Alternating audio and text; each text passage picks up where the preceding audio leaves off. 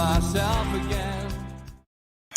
Good evening, it is Friday night, it is NUFC Matters and it is the Fab 4 Live, and I'm joined by three dancing queens who are here for the crack, not the money. During lockdown, it is fair to say they've all been super troopers who are willing to take a chance on me.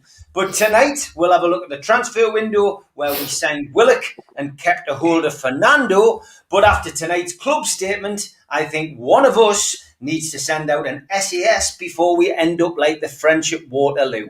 Yes, Abba's got some new stuff out and I'm over the moon, chaps.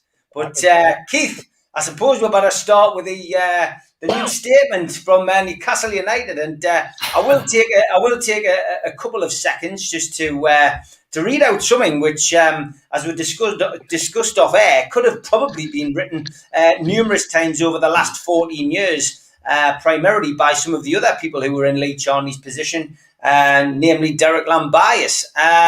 But the statement that the club have just put out is as follows. Our commitment to being run in a sustainable manner which secures the financial viability of the club is a long-standing one.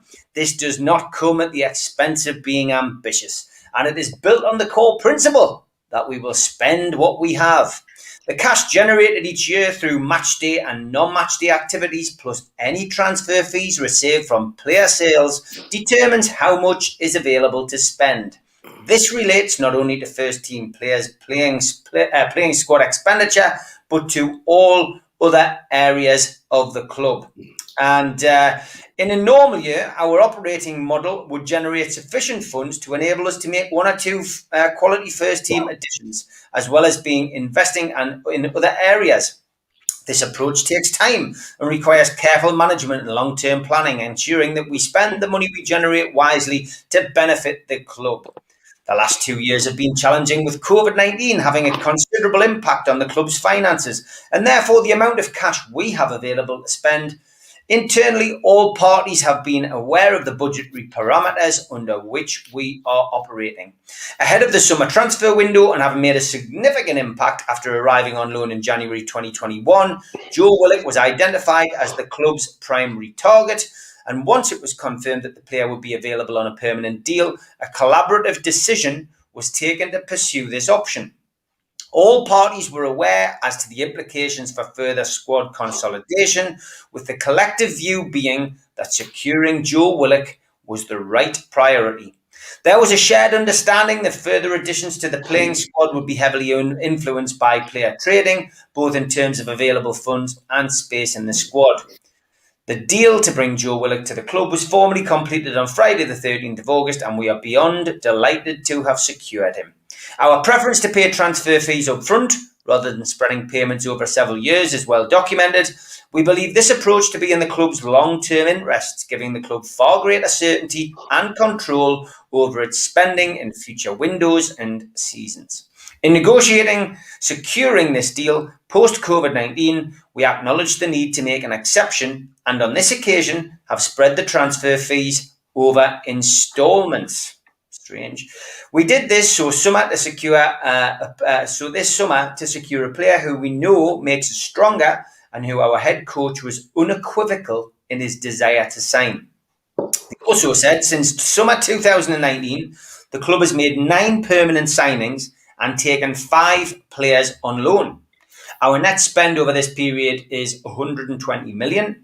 160 million spent on players, 40 million received from sales, and we have delivered on our commitment to spending what we have, and indeed because of our business this summer have spent more to secure our primary target.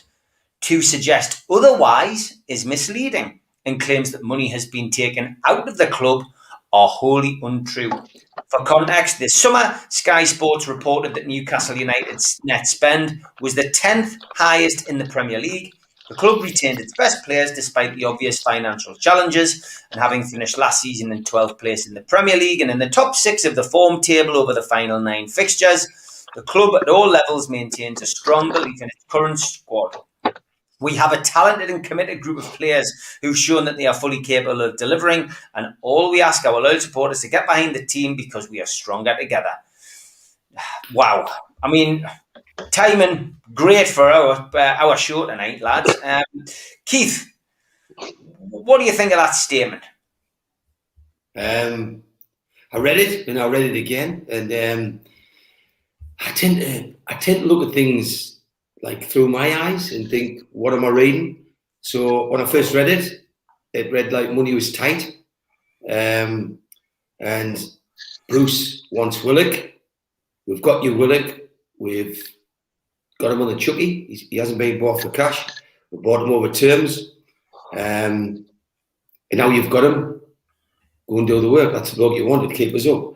So I'm not the biggest fan of Steve Bruce, but it felt like he was being pushed out there and being told, this is what you asked for. This is the player you wanted. We haven't got enough money, so we've had to break our method to get him. But the second time I read it, I thought back to close of the window, and prior to Dubravka being injured, I was pretty certain this season we'd lose to Dubravka, Almiron, and I was certain we'd lose St Maxim. That was my feeling. And somebody said to us, would you be happy with what we finished with last year? And I said no, and that's what we have finished with, plus a lot less signings. But for me, I said with the players we've got now and getting no additional signings, I wanted half a dozen signings. I thought we needed a centre forward. I thought we needed a left back, a creative midfield player. We needed a centre half, and that's for starters. Plus what we got, plus Willock. So it's beyond me why we haven't got any loan players in, because I think Newcastle needed a couple of good top loan signings. It's just about everybody in the league's done. But I am surprised that we held on to the players we did, and the club's pointed out that they've kept them players, which is a surprise to me. But that message of not buying could have been used last year, could have been used in 2011. It could have been used, 2018. There's been a lot of years where we sat there and we've got the end of the window, we haven't got anybody. And when I look at that thing there, it sounds like somebody, I see a positive in it, that it sounds like somebody's leaving the club. It sounds like the owners are ready to depart. They've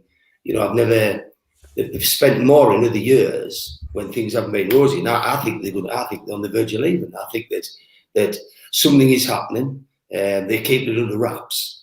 Heard rumours of what that is and what it isn't, but will we ever know?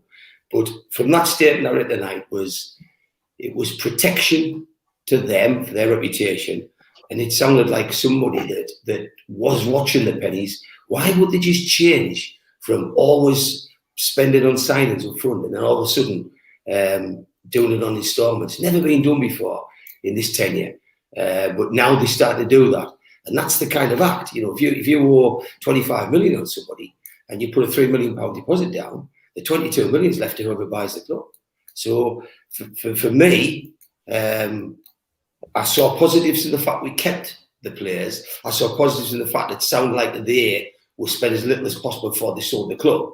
But then overall, I was the most negative on this panel in saying that we'd finish 16th at best. I think I might say 16th or 17th. I was certainly the lowest on the panel because we just haven't got enough players. And if Wilson gets injured or St Maxim gets injured, we're knackered, and we already know what's happening with goalkeepers at the minute. So it's not healthy, and I'm concerned that a couple of more defeats and we could be rooted. So they talk about Leeds and Arsenal. You know that they'll climb. You know that the organisation and coaching ability in the Leeds side will move that up the table. But I don't see it in Newcastle. I'm sorry to say, I don't. I'm a positive person in anything I do, but I'm not positive in the outlook that we see now till January or to the sale to a new company. Steve, it's amazing, really, that 14 years on, we're still getting the same, kind of statements from the club, and they're not regular statements. I think that's what frustrates fans. We don't get updated. We seem to get an amalgamation of everything. And the timing of this, no matter how many people turned up at the meeting last night, it is irrelevant. There was a meeting amongst fans, which has been well publicised on social media, about how they can protest, how they can get their points across. It's quite clear by the fall in attendances, people just aren't happy. They haven't been happy for a long time. But the club decided to respond with this almost, I would say, patronising statement where they almost feel as if they're trying to explain everything to you. This is why we haven't done this, and we've spent this. And I think we discussed over there before we came on. They've thrown Steve Bruce under the bus for this because he's, the rumours that were circulating around the club were that he was trying to push for other transfers. I'm not surprised by anything Mike Ashley and the people who work for him do anymore. And it just deflates you even more when you read that. Like, yeah, I mean, the first line that comes to mind, I've got it up here on the last screen here, was there is a shared understanding that further additions to the playing squad would be heavily influenced by both the team, terms of available funds and space in the squad. I was just trying to work out who that shared understanding was with, because we've only got one director. So it's a shared understanding between the board of directors, of which there's one person, and presumably the coach, which is Steve Bruce. So it's a kick in the teeth to him. It's a slap on the back of the head, and it's a way of saying, get back in your box. You knew what the score was at the start of the season. At the end of this last season, you knew what the score was, exactly the same all the way through the close season. And you know what? We've gone out, and according to them, they spent £26.46 million on Joe Willock. You work that out, though. They said they'd done it on the Chucky, which was, I think, the phrase that Keith used. We were told he had a 6-year contract. So basically, they spent £4 million in the summer. I had a look at, and they also go back. I don't know whether you noticed, but they go back in their statement, and they talk about everything from 2019 onwards. They don't go before that. They go about 2019. So in 2019, I looked at it and we spent, according to the transfer market site, they spent 39.6 million on Joe Linton. They spent 16.2 million on St. Maximum, 4.8 million on Kraft. Apparently, they spent 3.6 million on loan players in Rose, Willems, and Bentalab. Bentalab and Willems apparently cost £900,000. Then you've got at the same time, so it worked out £65 million was spent that season, but they brought in £32 million from the sales of Yosselu and Perez. Then you go to the last season, and you've got Wilson coming in for just over 20 million. You've got Lewis for just short of 15. You've got Volker, who came in for 285,000. You had Fraser on a free, Hendrick on a free, Gillespie on a free. The only person that got rid of was Dan Borlasser, which was basically just short of 250 grand. So their expenditure was 35 million and their income was 250 grand. And then this season, you've gone to Willock and they've suddenly announced that, well, we've got no income coming from the sale of players, but you look at their expenditure, they're claiming it's 26.4. It's actually 4 because it's on the Chucky and it's spread over the terms of his contract. Or that's what we're led to believe. It might be shorter, it might have been 4 years, but the contract's 6. And normally that's the way that it's done. What's really, I suppose, glaringly obvious in that, and we can talk about this till the cows come home, but you look at the players that we've got rid of recently. We got rid of Borlasser on a free, Colback on a free. We got rid of Aaron's on a free, Turner. We got rid of Yedlin on a free. We got rid of Woodman on loan, Lejeune on loan, Nuto on loan. Elliott left, Lazar left, Sterry left. And then we've had Atsu, and then Muto going on a free. And then we had Lejeune, and we don't know how much he went for. We've just got rid of Longstaff. Carroll's gone. Savier's gone. All those players left the club, and none of them brought any money in. None of them brought any income in. So what does that say about what's going on further down the club? You know, it's not even like we've got assets. The only asset that we've had in the last 3 years that we've made money on, if you want to call it making money, it was Perez that was sold for 30 million. And none of the sums add up. None of the system adds up. None of the way. And I've got to agree with Keith. It looks like it's a constant tearing of the decks. With someone sitting there going, I'm spending nothing. I'm spending the bare minimum. We're going to recoup as much as we can. We're going to reduce the wage bill as best we can while I'm still running this club. And and I'm just waiting for a sale to come through. That's the way it slaps to me. It's two things. It's that bit, and it's the Bruce. If you've got a problem, live with it. That's the way it is. Yeah, Mitch, what a week, man. You know, and just a feeling of malaise. Do you know what I mean? And I think it probably all started after the equaliser had gone in, and Newcastle could have had 3 points last weekend, and it just didn't get any. It just didn't get any better. There's just fans trying to organise themselves and get themselves together, and we've been there and done it and got the T-shirt. We've done a series on it of 30 years of fans organisations, and take nothing away from the lads at Protest NUFC. They pulled something together last night. There was probably just short of 40 people there. Me and Keith went along. We'll talk about it after this. But, there's just this horrendous feeling of malaise. And it's just like they haven't read the room properly. Newcastle have just come out and, they haven't really thought about what they were going to say. And I'm sure they do sit there. I'm sure Lee Marshall sits there with, Lee Charnley, and they clearly speak to Justin Barnes and Mike Ashley and whoever else. But I just don't know. There's an arrogance in it, and people have agreed when I said patronising. It's it just leaves a sour taste in the mouth, and I think it'll probably rile fans as opposed to calm them down. Of course it is, because it's a nonsense statement, and it reveals something. It reveals something quite significant, that we, after that Southampton game, we all know we need strengthened. Even Steve Bruce, I think, realised we needed strengthened. And if you look at the timeline of the transfer window and the run-up to the transfer window, the key targets seem to be Chowdhury, from Leicester. And that seemed to be the number one he wanted on top of Willock as a loan to strengthen the team. We knew and were aware of about 10 days ago that an agent from Wasserman Sports was at the club talking to the club about players, and the player he was talking about was Chowdhury. He represents them. That's why I got my knickers in a twist, because they also represent Phil Jones. But this particular agent was in the club being very loose-lipped about why he was in the club and telling everybody who he was representing and this deal was being done. We then received information that somewhere around after the show last week that there was provisional transport booked from Leicester to Newcastle for the Chowdhury deal on deadline day. I then woke up. Now, bearing in mind, I'm 3 hours ahead of you. I woke up to a message from a good source who's genuinely one of the sources that's never been wrong inside the club to say, mate, I think the deal's dead. The transport's been cancelled. Oh.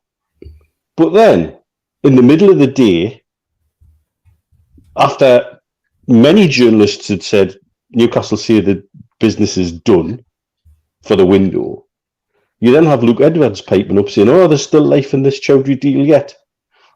Now, we know Luke has a relationship with Steve Bruce. That's pretty clear. So what you've had in that situation, it seems, is a manager actively briefing the total opposite to what the club are briefing.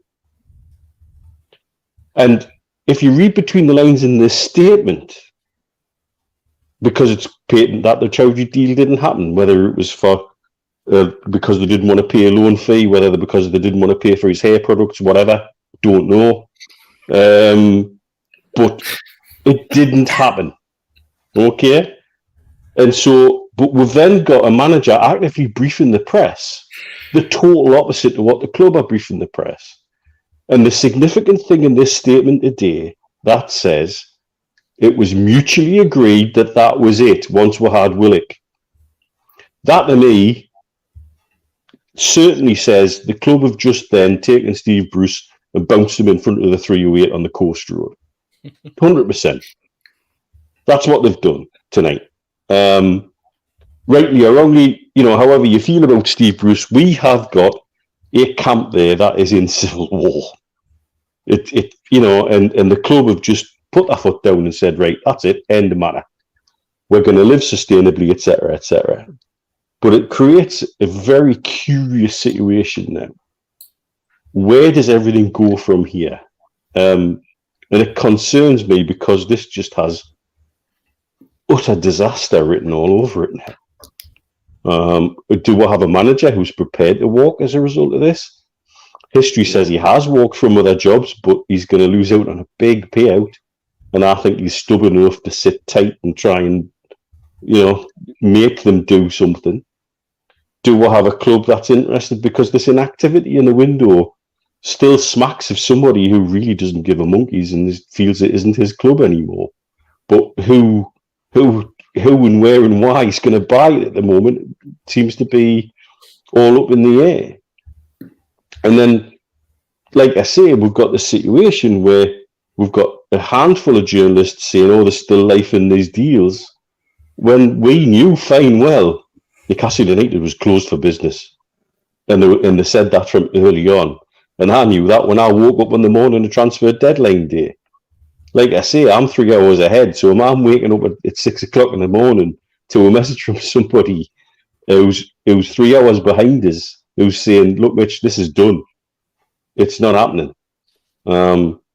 Crazy. And the statement beggars belief in many other ways. It's straight out of the Politburo. I was talking to my mate Craig about it this afternoon, and he says this is straight out of KGB stuff, isn't it? I says, aye, it is. It's Chemical Alley all over again. Everything's fine. Nothing to see here. We're all in agreement and everything's happy. And we know fine well it's not. Yeah, I think what you should also add, Mitch, is that right at the very beginning we were talking about it there. This business of paying up cash up front and all of a sudden changing your mind. We had this, as I said. We danced around this with lamb bias for bloody months. That's right. We did. And if you remember the statement, the very first time we sat in front of him with all the lads from NUFC, excuse me, and we sat there and we said, the first lines he came out with was, Mike doesn't like to go into debt. Debt, yeah. And then we said, so is that why you paid off the £58 million in the mortgage? Is that why you paid off the £30 million in the overdraft? And is that why you paid off the £29 million that you owed to other football clubs? And he said yes.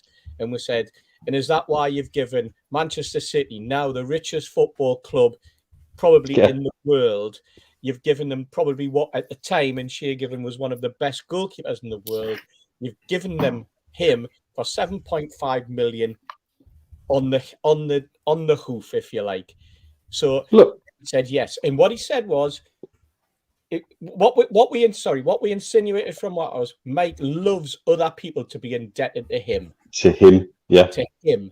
So all the clubs that we've sold players to, we cash flow that money in over a period of time, over the length of the contract. So Perez goes for 30 million on a 4-year contract, and we get 7.5 million for 4 years in a row coming from Leicester. And that's the way that he cash flows, just like he does with his shops. That's the sort of deal he does. But he doesn't want to be beholden to other football clubs. So again, it was talked about the fans forum meetings back in 2016, 2017, where Johnny said, if the needs be, we would change our policy, but it would be very, very rare that we would do so. But we would consider it, because at the time people were saying, you're saying you've got no money, but you could get someone and you could be paying on the drip, for the want of a better phrase. Steve, we've sat with people in football. We've sat and talked with a lot of people in football at the business end of football, who all say in an ideal world where FFP is properly applied, this concept that Ashley and Lambias had actually makes sense. Yeah. It puts you top of the balance league, and we all know we are top of the balance league. If there was a balance league, we'd probably be, in the Champions League every year, but that's not how it works. And we now know, in the aftermath of COVID, seeing what PSG are getting away with at the moment, that FFP never was, and never will be, and never, ever, ever, ever will be again applied in any way, shape, or form in any kind of proper manner. And it's bullshit. It's utter rubbish. And the fact they've had to break that to get Willock in, I think, was them thinking, well, that'll keep everybody happy. I think this statement today is also a kind of oh my God, well, that backfired. We've got to say something. You notice nobody's got a signature on that. Why hasn't Lee Charnley got a signature on that as the MD? Because that's the kind of thing an MD should be signing off. Who has authorised and written those words and said, push the button on putting those words out? It's not Lee Marshall. You know, it's got to be somebody, Charnley, Ashley, Barnes, whatever. Because, you know, ironically, talking about shadow directors, we know we've got a shadow director. And so this is the mess we are in at the minute. Clusterfuck doesn't do it justice. No, it definitely doesn't. I mentioned at the top of the programme, amidst chucking a load of ABBA songs at you, that Keith and I were at the fans meeting called by Protest NUFC last night. Keith, just wanting to get your views on what you thought about last night. A lot of effort went in. You could see the enthusiasm in the people who'd organised it. Some people I was talking to said there was a lot of naivety because beforehand they said they were going to bring all the fans groups together. And I know, when we talked about, I know Steve Hasty, we were out Sunday before, and Steve was talking to Peter Clennell, and he said to him, like a lot's tried, you know what I mean, to do that. And clearly the fan base is just disjointed. We know better than anybody. And it's a thankless task trying to do things with a fan base.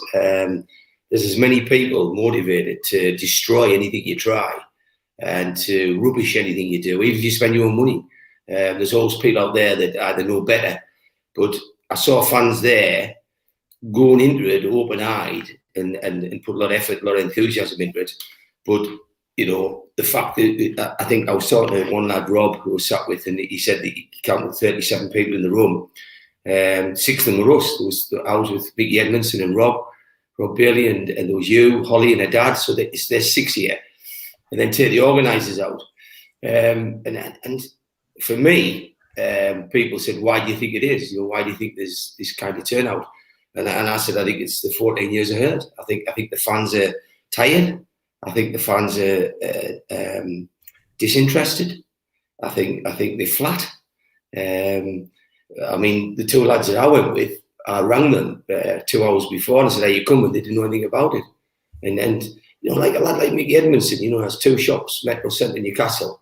He's a pre-match DJ. He's on Twitter and things, but he just didn't know anything about it. You know, you wouldn't lie. He just didn't. He had known. And I think a lot of effort was gone into things like dealing with ombudsmen and things like that. But I don't know how much of the attention and focus span was on getting numbers through the door, because you know that over the years, I was talking to you, Steve, and you said, you know, I've been to these for years and years and years. You know what I mean? And it's the same kind of remit. You sort of feel as though you've been in them meetings before. And they used to be up that Lasers Club, and I remember going in there and they did like the John Hall days, and the place was bouncing. You know, people dying to grab the mic and grab the front. But I just feel as though the fans now are unmotivated.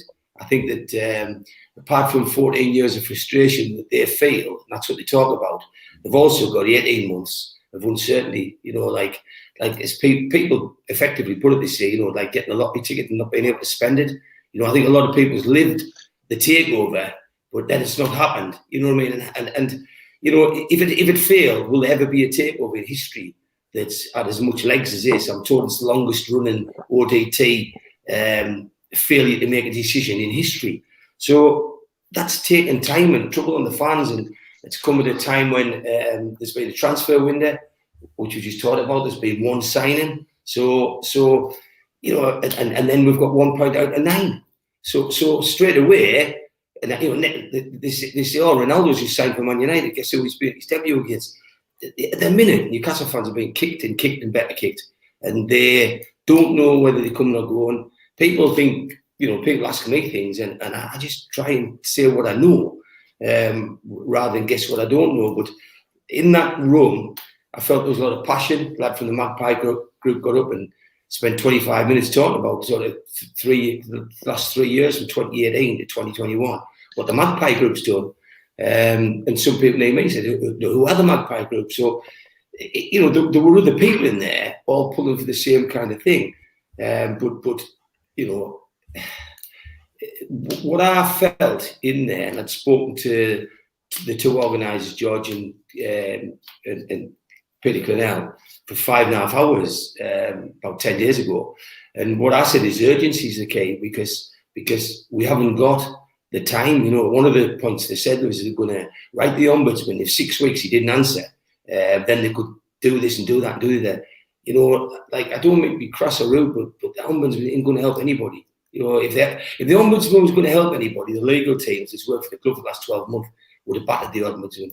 You know, the ombudsman hasn't got the clout to do it, and you can argue with this that I'm wrong, but you know, we've been writing and lobbying for over a year now, and I think when you come to meetings like that, it'd be wise if you decide what you're going to do rather than chat and talk and poll about what you might do, because they talk about doing a protest for the Watford game, and I asked the question, why the Watford game?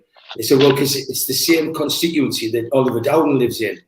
Oliver Dowden isn't going to sort the takeover. Oliver Dowden hasn't got the clout in government. He will not even know Newcastle's playing Watford that day. And the fact that he lives in the constituency won't make any difference to takeovers or anything else. You've got a Watford game with 3,000 to 4,000 tickets. And the last time they put it, the last away game, an anti-EPL song went up. It lasted less than 30 seconds. The vast majority of fans going to away games aren't interested in lobbying against the EPL and other things. So for me, it was interesting to go along and see what like-minded fans think. I shared all the frustrations with them. It's as frustrating as hell. It's horrible being a Newcastle fan at the minute. And if anybody says it's great, then you've got a different way of getting out of bed than I have. So I get why they were there. I get the effort they've put in. But when I came away, you know, I got calls of you know, Joe from Middlesbrough. I was talking to Mick Edmondson on the way out. Spoke to them, and they all said the same: is nobody knows what's going to happen next. You know, like when Rob was there, he says, "Why are they doing a private poll where they collect all the answers in? Why don't they just do it publicly, openly, and say what's the ideas?" So I spoke to Holly after. I spoke to Holly last night, and you know, I just chatted to her. I mean, she's a young kid, and she talks a lot of sense. I said, "What do you think, Ollie?" And she says, "I get the feeling, Keith, that there's no appetite for a protest." That's what she felt. She felt with that kind of turnover and turnout last night that there wasn't, you know, people passionately saying, "We're going to do this and we're going to do that. We're going to do it the Leeds game. We're going to do this. We're going to organise that." There was comments made about not buying tennis balls, for example, but there was no. There was some positivity where war flags were going to donate flags to them, but there was nothing from last night's meeting other than they're going to probably have a monthly meeting every first Thursday of the month. But there was nothing where the people I spoke to, I spoke to 4 people in the pub, came away with a directive where they said, "Oh, we're all going to join in and we're going to do that. And it starts today and this is how it's going to happen." And I know these lads wanted to get opinions in, which is common sense. But it's the urgency that troubles me. I think that whilst the court, I believe the consortium is still there, I think it's by a thread.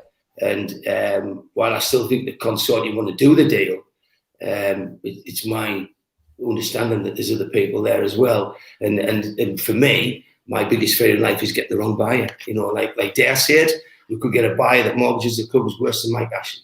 So be careful what you wish for.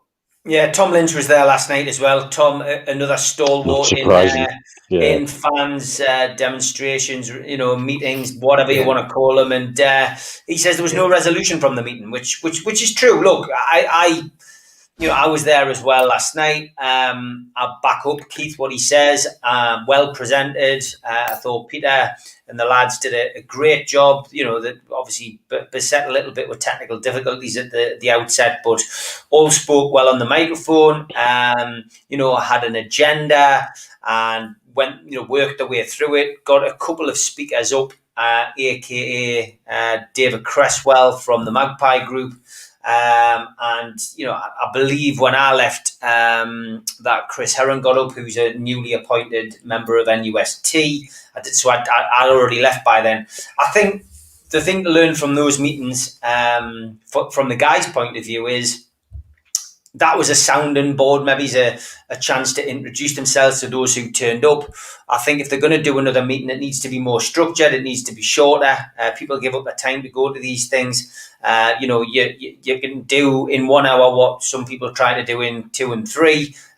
Some people don't want a social. They just want to go hear what the plan is and get cracking. But in the grand principle of things, grand scheme of things, I think Holly's right. I just don't think there's an appetite. And I've had inboxes, stuff which people certainly wouldn't want to share on a public forum on Twitter from people who are suggesting more, sterner activity, shall we say? Other people with a softly approach. Some people want to write letters. Some people want to chuck tennis balls. Some people want to do a lot more than that. And there is an appetite, but there's no direction. And I think I've just put the link into the chat there from one of the programs that we did for Newcastle United. And I think that is ultimately always going to be the problem.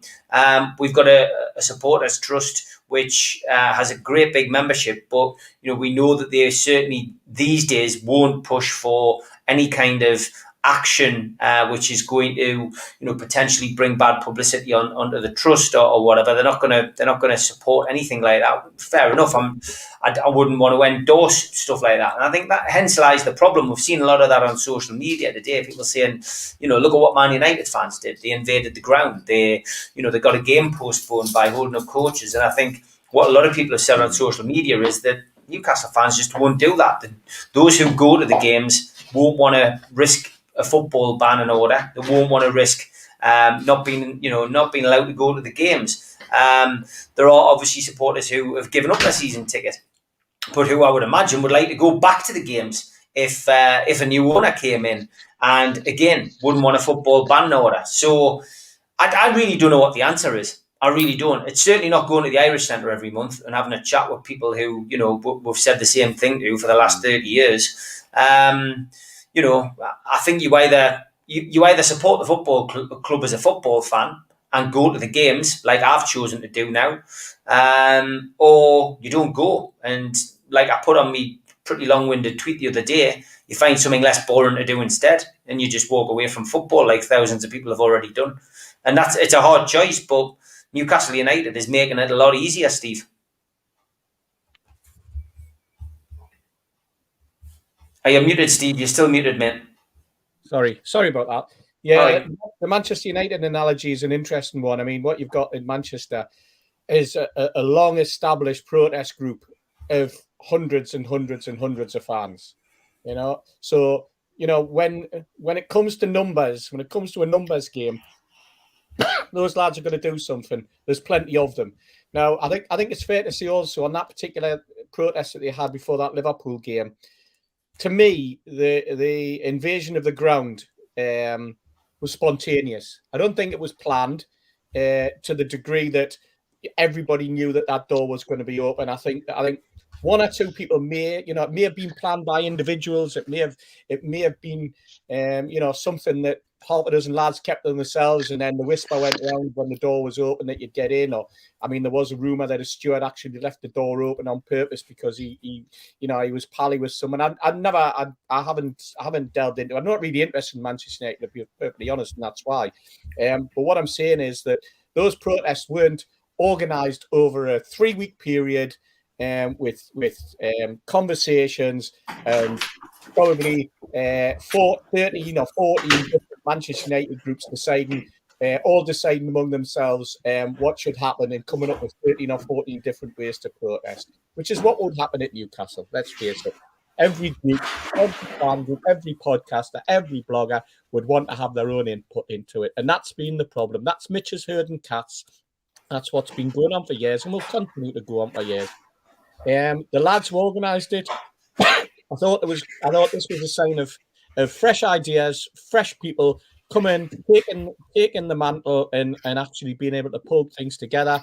Unfortunately, with a small turnout, it looks as though that they're stalled slightly. I hope they can regroup and do more. I listened to what you said there about Oliver Dowden, Keith. Now, let's look at Oliver Dowden. Oliver Dowden's the Minister for the Department of Culture, Media and Sport. If you look him up, you'll find that Oliver Dowden's not a football fan for a start. So straight away, you've got a bloke in charge of sport who's not a football fan, which, given that in this country, football is the main sport, that says an awful lot. So his interest is virtually zero. You've then got that Tracy Crouch review, and Oliver Dowden's the one who put that forward. And we've mentioned it on here a couple of times over the last few months, that what Oliver Dowden and what the Tory government will do is they'll pick off the low-hanging fruit. And we saw the low-hanging fruit yesterday or the day before, when they've suddenly conjured up from the manifesto that it's going to be the safe standing. You know, that's been bubbling up for God knows how long. We had the guys over with the safe standing equipment and did a demo on it back in 2014, Steve, before a game, where we invited all the fan groups along to see what it would be. And very few people, let's face it, have got behind it other than talk about it. Nobody, joined a campaign. There hasn't been marches for safe stand or anything like that. It's gradually sort of evolved over a period of time. And then the Tories jumped on it in 2019, stuck in that manifesto. And like everything else in the manifesto, I wouldn't be surprised if it had been dropped if it hadn't been for the Tracy Crouch review that they had to panic and had to put out. And that's the low-hanging fruit that they've got. And that means football fans are now sitting there going, oh, we've got something. Let's see what the cost of that is. So in terms of expecting government ministers and government departments to help you, how long have we been waiting?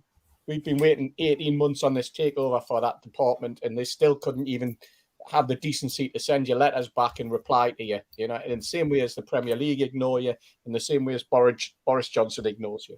So you either do something yourself or you sit back and you take it on the chin, and that's where you're going to end up being. As I say, I feel sorry for the lads because they put a lot of effort into it. But I think what they need to do now is they need to go away and they need to come up not with a series of ideas, but they need to speak to as many fans as possible. They need to get the message out there. They need to be on the chat rooms. They need to be on the blogs. They need to be all over the Newcastle United support. And they need to read the room, and they need to get the support. And if you're not getting the support, don't bother moving on. It's as simple as that. Because if you're not getting the support, it means not that people aren't interested, but it probably means that there are groups out there who are going to do their damnedest to put everything back in the way that they want it, because they want to be in charge. That's the way I look at it. It sounds cynical, it sounds crazy, and there's probably people out there going, that's no, fans aren't like that. But believe you me, that's what it'll come down to. If it's somebody else's idea and it's somebody high profile, or an organisation that's high profile or whatever, then you might see you'll get some momentum. But without that, you're going to be getting nowhere. Yeah, Mitch, we've been here, done it, got a T-shirt with protest, but again, you can't criticise the guys for trying.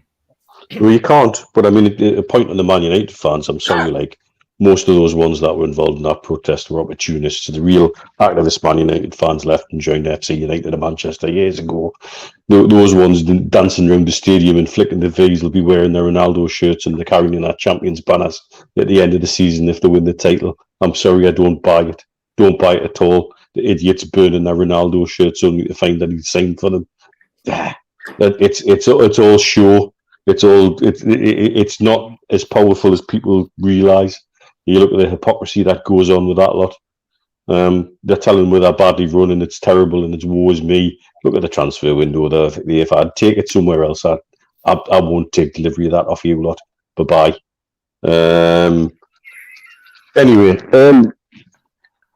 in terms of protests and organisations, the challenge is stopping people from pulling the rug from under it. I can think of at least two examples where individuals, because they decided it didn't suit them, pulled the rug from underneath quite well planned and quite sensible challenges to make. Ashley, the walk in, walk out fiasco springs to mind with one of them in particular, because somebody decided they weren't going to get the credit that they wanted for it. They just pulled the plug from it, made an absolute farce of it. And that's one of the challenges we have. I will always back anybody who's prepared to do anything proactive. And I've said this multiple times on here.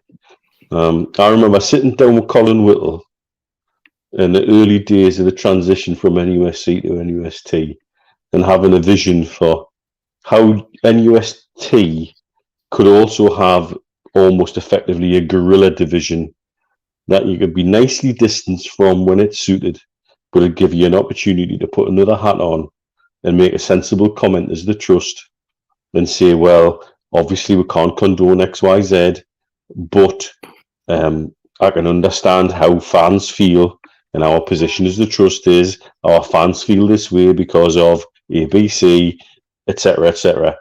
There's opportunities there if you box clever and you think about how you want to do it. An education committee, I believe, is the phrase that Colin used to use. And you know, I'm all for that. There's part of me loves that little bit of anarchy, loves that little bit of sort of left field chaos that you can create as a fan base. If you were to, for example, everybody was to go into a branch of Sports Direct, pick up an item off the shelf and sit down and fill every store with people sitting down crossed legs with an item that they've picked up. Can you imagine the chaos that would create? And the message that would get across. But you can't coordinate stuff like that. So coordinating something in the ground becomes even harder. My concern has always been, and I think I've said this multiple times on here, the opposite of love isn't hate. Love and hate are two sides of the same coin. The opposite of love is apathy. And that's what I see right now. And I've seen it for months. There's a genuine apathy. It's almost like Stockholm syndrome with the club and with the hierarchy of the club. And with what it's becoming now paralysis by analysis. Everybody's having so many different ideas that we can't do anything. And it's frustrating for those of us who want to see something done, but at the same time, I totally understand it. And I also understand the fear of creating something that might make a bad situation on the pitch even worse. Because you know fine well the press are waiting to blame us for anything. Well, you got relegated because you had a protest. You know, the press would love that. They'd laugh that up, certain parts of the press. They'd love to turn it on us as fans. Come on, there was sections of the press blaming us for stuff when we weren't even allowed in the ground. But equally, Mitch, if we go down, or if we in the bottom 5 for the next few months and we do nothing, then the argument's got to come the other way. That yes, you know, why should we let the press dictate what we do? I would agree with you there, Keith. But the challenge is then we're already right up there in the shit. Oh, and they've been more on when we tip to us. Aye, exactly. And so this is the dilemma. This is the crossroads we're at the moment as a fan base, as a club. Obviously, from today's statement, all is not well in the state of Denmark, as it were.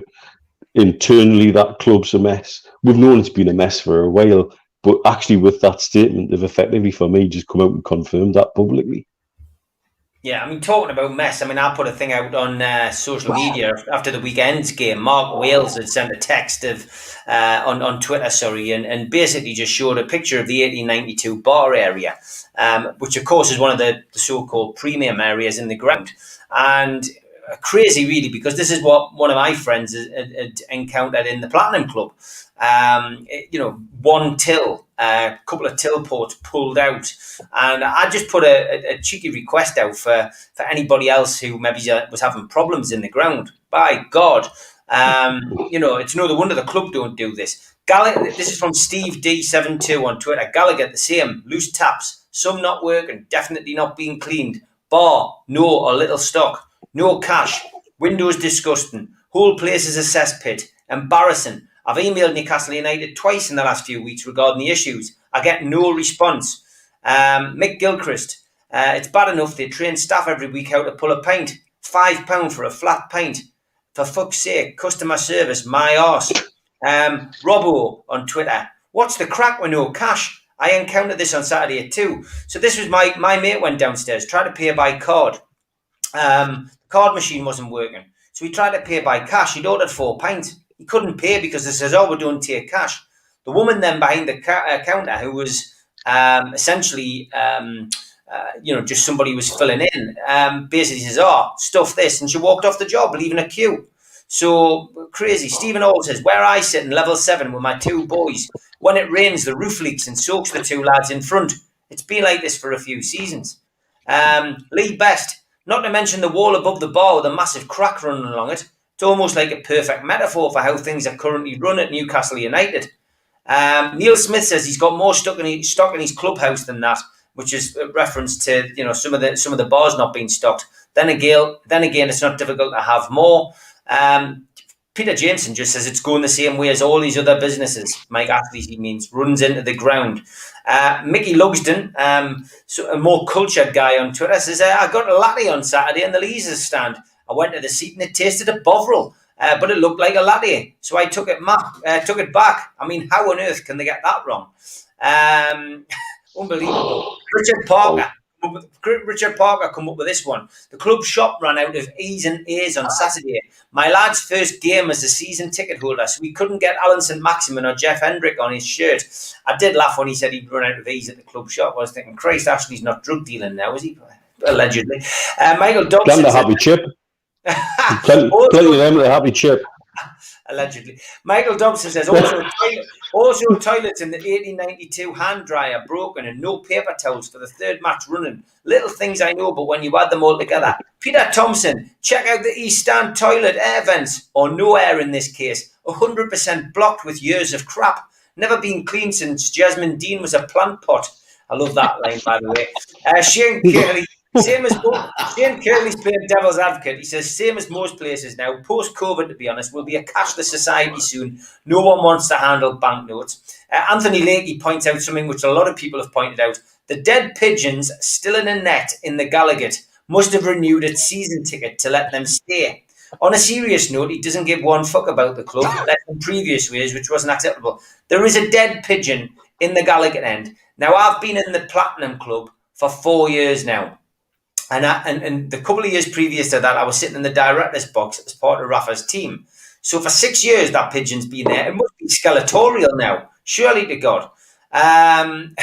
Crazy. Josh Davison, I am going to continue this because I think it's important. It was a joke at the Cup game. Cash turnstiles and card-only bars. You just can't write it. Rob Nicholson, my old man tried to buy 2 pints on Wednesday night, told they don't take cash, and he doesn't carry a bank card. What's all that about? Ray Hope, it's a shambles. Totally embarrassing. I asked for 3 bottles and a gin in the Platinum Club. The lad behind the counter said, it's a fucking joke, mate. We've just turned the fridges on so the beer's warm and we can't take cash and the card machine's broke. So we have 1 to share on the entire bar. Des says, we need to stop buying food and drink and programs and merchandise, something we've discussed on here before. That's only going to affect the deck show. Exactly. Well, you can't buy anything anyway because if you've got cash and a card and you've got no card and you've got cash, you're not going to be able to buy anything anyway. Brian Flockhart, last couple. I was at the game on Saturday and some of the staff really don't care. One young gentleman standing behind the bar was playing with his hair. Not bitter that the lad has hair, but how we're young and serve some customers. And David Harrison, last but by no means least. Alan, I stopped bothering with the outlets in East Stand before COVID. The service is shocking. A lad on Saturday came back muttering, I'll be there until the next game. Newcastle United, anybody who is working at the club, if you sit and watch this tonight, catch up during the week or whatever, please, right? Do me one favour, and that is look after the people who are still paying money to the football club. Please don't treat those fans who are still going to St James's Park and watching absolute shite. Treat them with a little respect. It's an absolute disgrace. Get your house in order. Somebody kicks somebody up the arse and get something sorted at this club of ours because it's an absolute disgrace. Pass it on. And I know some people at the club watch it.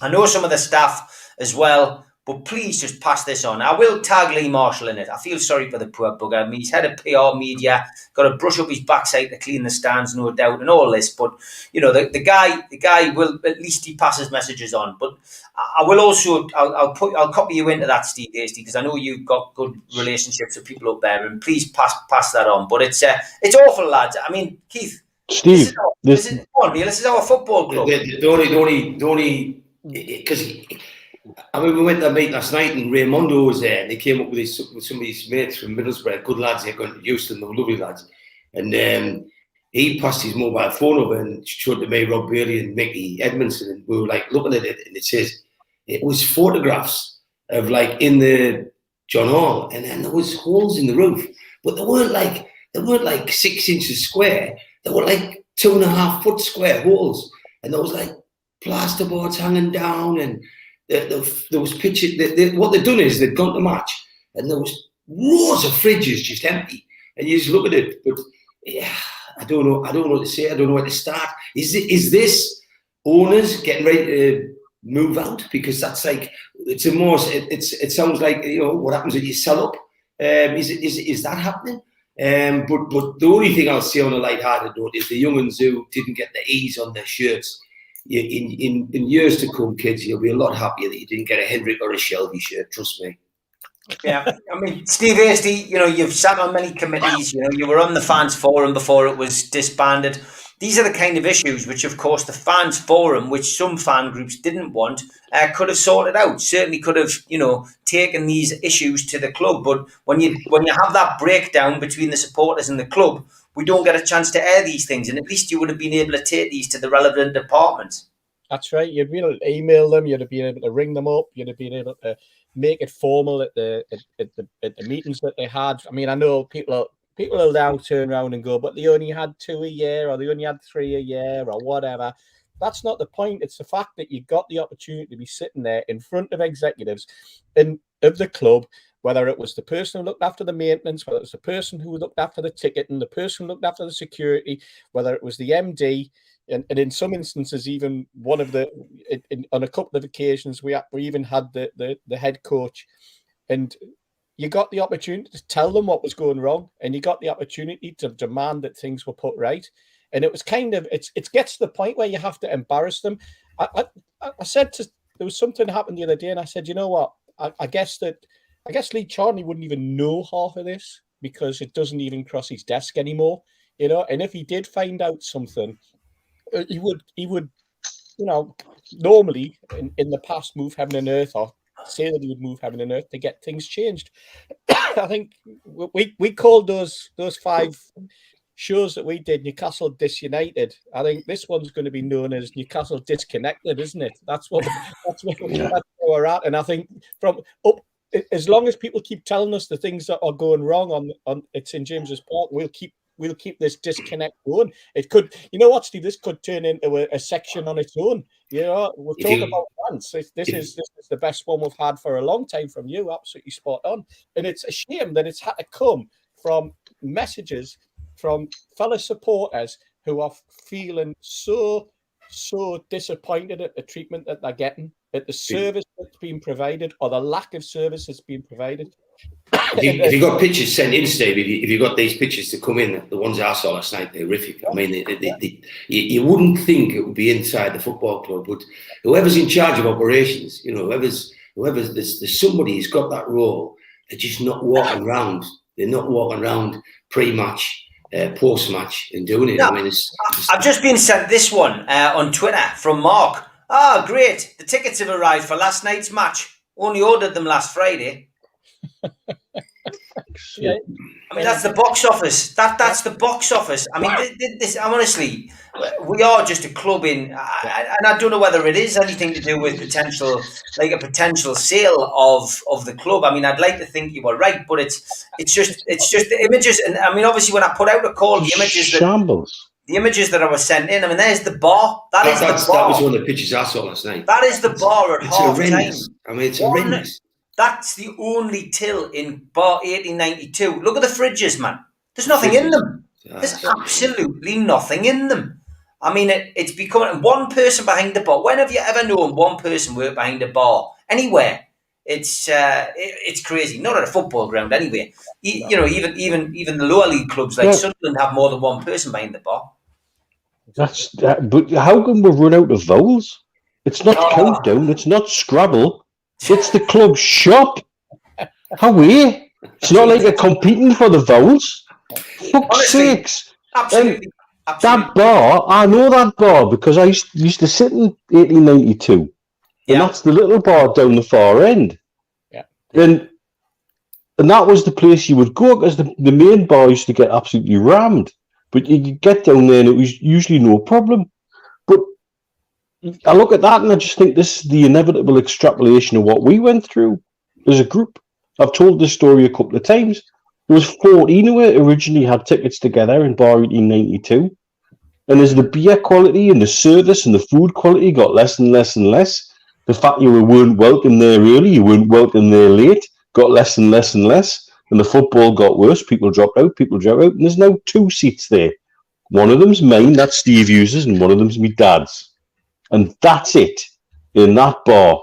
And that's one of the reasons, because the service is shit, the beer's shit, the food's shit, and you're paying premium rates to be treated like shit. Yeah, Belly couldn't even get a drink of pop 20 minutes after the second half kicked off. I mean, this is ridiculous. It really is. But don't go for a shit, Mitch, otherwise because there might be no paper. Mitch has actually got to get some kind of drink now.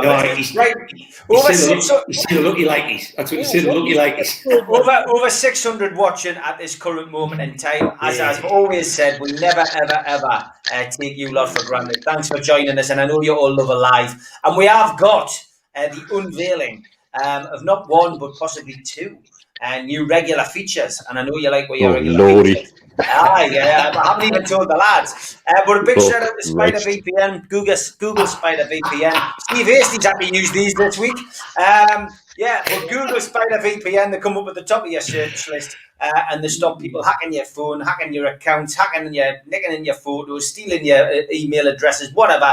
Get on to Spider VPN. They are staying with us throughout the month of September. Big shout out to them. And who Skips and Bins. Telephone 0800 25 45 25 3. Email inquiries at skipsandbins.com. Website www.skipsandbins.com. Easy, contract free and pay-as-you-go waste collection. L&G Family Funeral Directors are with us as well. They're staying with us in September. 01913897245. And last couple of days now for Darren Baldwin Funerals. He's a once-a-year sponsor. Big thank you to him for jumping on board. Let him look after you in your time of need. Local direct cremations available from £1,495. Telephone 01914782730. Email at darren@darrenbaldwinfunerals.co.uk and www.darrenbaldwinfunerals.co.uk. Big shout out to John, who was in the chat, and he's back on his feet. He said he's set a date for coming out. That is the Gavin Peacock talking that we're doing. And he's back on, shall we just say, small little jobs, and we'll come to that in a second. But cutetechshop.co.uk, the makers of pool tables and snooker tables in Wallsend. He's in the chat. Give him a shout out. And John at Jab Signature, who is busy launching his new boxing range. They make our flyers. If you want to subscribe, hit the subscribe button, which is just next to the Newcastle logo in the bottom right-hand corner. Click subscribe. It's free. Hit the like button, which is the little thumb. Click share to your social media. Drop into the comments to speak to like-minded Newcastle fans. Lots of friendly people in the chat. And if you miss us live, then you can always listen to us on iTunes, Spotify, and all your other podcast providers. Tomorrow night, seen a few people scratching their heads. What's going on? Well, it's Newcastle Legends annual talking. It's at the Time Theatre. Tickets are off sale now. No tickets can be had. You might be able to buy one or two on the door. And there was noticed a couple of people trying to sell them online. Slight change. Keith Gillespie's the only one who's missing tomorrow night. So we've got John Anderson, Kevin Scott, Rule Fox, Steve Howie, Liam O'Brien, Darren Peacock, John Beresford, and Supermac. Your compare for tomorrow night is Gibbo. And Joe Allen will be there as well doing the comedy. Doors open for VIPs at 6 o'clock. If you haven't got your tickets, your ticket will be on the box office. Pick your tickets up from the box office from 6 for entry-only tickets. Those who aren't going backstage to meet the VIPs, You just need to turn up at 7:30. Rough running order: Joe Allen comedy 8 o'clock till 8:15, and then Gibbo will start his talking. There is no interval, and we should be finished around about 10 o'clock mark. Get into town early. Parking is at a premium. It is obviously Magic Weekend. The bars, of course, will be chock-a-block on the night time as well. So get yourself along. We've got a healthy crowd of about 300 coming tomorrow night. So it'll be plenty of room, plenty of space. It's a cracking venue. Should be a cracking night. And bring your wallet. We do take cards or cash, unlike Newcastle United. And we will be doing a raffle for a couple of signed bits. And there's a couple of shops there with some lovely signed items. So if you're looking for a Shearer or you're looking for a Gaza print, framed or unframed, signed shirts, programs, you name it, we'll have it tomorrow night. So get yourself along. Hey. And I'm looking forward to seeing so many of you there tomorrow night. Steve, if the telephone conversation I had with Joe the day is anything to go by, you'd be looking to get him off after 15 minutes, mate. Oh, you're right there. You're right there. He's looking forward to getting on stage, is Joe. And I did mention Gavin Peacock. Get yourself onto NewcastleLegends.com. Click the shop. You can buy tickets for that. And I'm pleased to say Skips and Bins have bought a table. They can't attend, but they are going to give the tickets away to the food bank. So we will be doing something from next week onwards with giveaways for that. I'm going to have a chat with Steve Hasty this week and we'll sort out exactly how we're going to do that. But big thanks to Scott and the lads at Skips and Bins for their generosity once again. And I've just got to give a shout out as well to John Brown, one of our regular viewers, who stopped us in the street and we had a good chat. And it was raining. He was a little bit braver than me, but good to see you, John. Nice for you to stop and say hello, and always good to see people who like to watch the show and have a chat about the show when we're out and about. Okay, I'm not going to reveal what one of our new topics is, one of our new regular features is going to be, but we're going to go for one of our old ones, and that is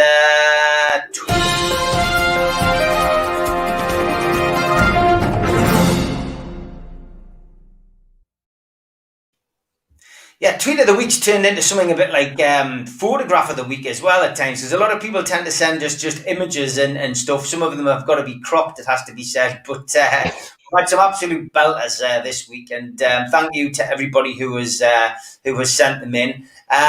Some of them as well could almost be lookalikes, but I'm just trying to work my way around and start. First of all, I'm gonna start with this one, which I'm pretty sure I had something similar before from somebody else, but Mark Byers. It doesn't get.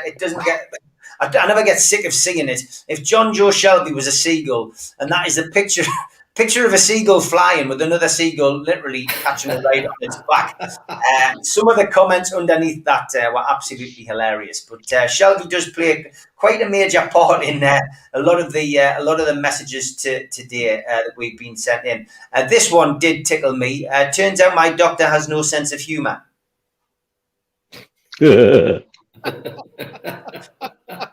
It's the mini stool in there. I did quite like that one. Again, I can't remember who sent this. Now, this ties in with what we did a couple of weeks ago with shirts. And this was sent to me, obviously somebody on his way to the match. And it, on the back of his shirt, it says 3 for 100. Now, I'm not sure of the connotation of this guy's shirt. Is that a cricket score? Is it, I don't know, is it wraps of particular drugs? I've got no idea. But it could be anything, 3 for 100. If that is you and you've got your shirt on, I'd love to know what it means. But somebody sent us that in off the back of that particular series we did on the show a couple of weeks ago with weird things on the back of shirts. So thank you for that. It looks like Newcastle's trophy bus won't be needed again this season, Steve Hasty. Yeah, exactly. Definitely. I did like this one though, Steve. Yes, just another day in paradise. Minus the paradise. That's about sums it up, doesn't it? Yeah, thanks to Magpies for that one. This was a good one from Paul Oxley. He just says, take me back to when I first wore these in the 90s. Cole and Beardsley, proper NUFC legends. Not bad shirts either. Proper exciting times back then. Will we ever see that again? Hashtag NUFC, hashtag take me back, and hashtag 90s. I guess one of the most famous or infamous pictures that's been seen this week is probably this one. with so many references to that, Steve. Gianfranco Sciorra coming out with that one.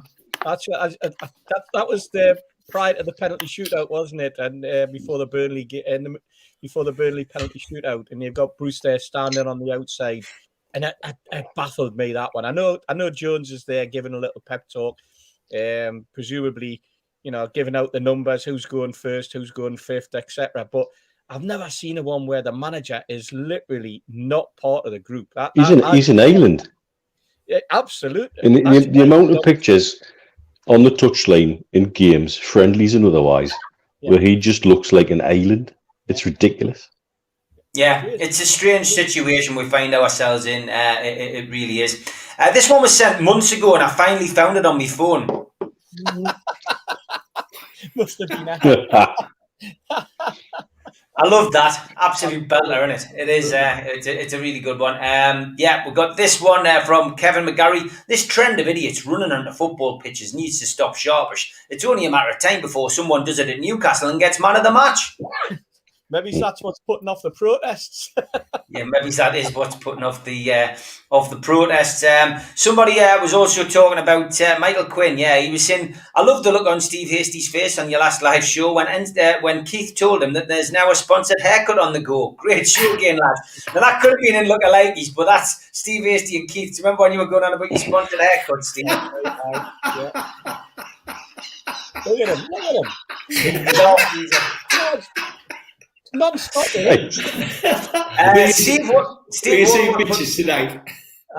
Warwood put this one up a few weeks ago, actually, during the Euros. And again, I found this on my phone. When you've got football at 5 and Aladdin pantomime rehearsals at 7, look at the clip. Absolutely brilliant. There was some good ones there. This one as well, Steve. Yes. I've just knocked my Sports Direct mug over. The house is completely flooded. Yeah, I did like that one. Good to see Fire and Skill. We always like to get him and his dogs on. He was on a bit of a tour around St James's this week, so he had the lads looking up at Ward Jackie. Good to see you still out and about walking, mate. I'll have to catch up with you soon. Dr. Squat Pump. This was a good one, Steve. Yeah, just discovered that while a lot of people are social butterflies at weddings and other functions, I'm a social Steve Bruce hanging around the fringes of the action. No have an idea what the F is going on. That was a classic. Brilliant.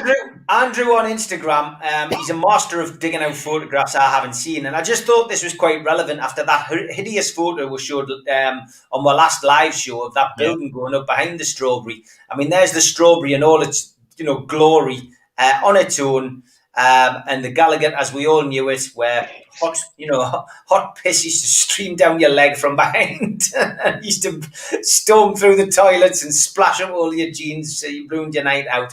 But yeah, I mean, just a great photo from yesteryear there. Nicholas, who's one of our regulars, I did laugh at this, Nick. Honker juice at the big market in my day, like a magic potion. Did any of you wear that aftershave? Not that one, no. I think we were all into juke by then. I think I've told you the story about the juke down at the what was it, the Charity Shield game. Or maybe that's a story for another day. Yeah, all right, good stuff. We got this one from John. Tweet to Keith, Mitch, Supermac and Gibbo, Steve and the Shield Gazette. I think he means Liam. I followed Newcastle United over 70 years, and I can never imagine the Gallagher end shouting, "Give us a wave, Bruce." My opinion is some infiltrators have been bought to help Steve Bruce fan boost his setup. So thanks for that, John. I know he's a regular viewer. I've got to be honest, I think it's slightly tongue-in-cheek when people are asking Steve Bruce to give him a wave, but I get your sentiment. This one was a good one, Steve. Yes, this is was it Dan Jr., 1987. He's got, whoa. What the bejesus is going on here? New Wolves manager has changed their way of playing in the space of 2 months or so, making them more expansive. Does he not understand changes can't be made until into your 3rd season in charge? Because that's what Brucey says. Exactly, they're sitting top of the league, aren't they? Yeah, crazy. What's the point of tyres when the wheels fell off 14 years ago, said Tony Anderson. Oh, very direct. Well done, Tony. Yeah, I did like that one. That had me chuckling this week. Laura Toby Elliott had an encounter with John Joe Shelby. Just seen Shelby on Moor Farm roundabout. His calf seemed fine as he absolutely floored it to overtake me. Well done. Well done. Yeah, I did like that. This was another good one about Brucey, Steve. Yes, this is Ronan Banerjee. Remember, you're not allowed to moan. Steve Bruce is doing a great job. Ashley saved the club. The problem with Newcastle United FC is that we all demand Champions League football. You have to be grateful and not ask where the money, £500 million in TV deals for starters, has gone. Ronan, you've had your answer today. There's been a statement come out, mate. Yeah, there has. Zizom, thank you. She says that Zara, she goes, possibly Steve Wraith's best catchphrase. This was the other week, since his vexations to my soul. Yeah, it's one I use quite regularly, that one. Another layer of depression in the Newcastle United lasagna. Yeah, Zara, I tickled myself with that one. I've got to be perfectly honest. It was off the cuff, which, as you know, this show is. Ian McGeary sent this as well. Great to be back on an away end today. Shame it was the worst away seat in the Premier League. First pick sat down, the second one stood up. Couldn't see the game at all. Right. Probably the best thing when you're following Newcastle United these days that you can't actually see the game. Another one for you, Steve. Yes, this is Jordan Cronin. He says, common sense tells you that Mike Ashley had a choice this summer. Back his under fire head coach or sack him. In the end, he did neither. Say what you want about Steve Bruce's managerial capacity, but there's no denying that he's been hung out to dry. What a mess. And you know what, Jordan, he was hung out to dry again today. Yeah, he was. This didn't quite make the lookalikes, but I did laugh at it from NUFC News 24. He says, what's Paddy Conroy doing, Steve Wraith? Yes, exactly. What is Paddy Conroy doing? Right. Keeping some rather unsavoury company in the shed there, it has to be said. And this photo's been doing the rounds. This could be anybody, really. Dale White. It is anybody. It's anybody but who would think it is. That's not Steve Bruce, for God's sake. No, we know. Looks Mr. more like, Yesy. it looks more like me or TC from the Irish Centre, that. It could be anybody. I thought it was Phyllis off Coronation Street. It's Yesy, man. Mitch, do we know it's not Steve Bruce? Yes, we know it's not Steve Bruce.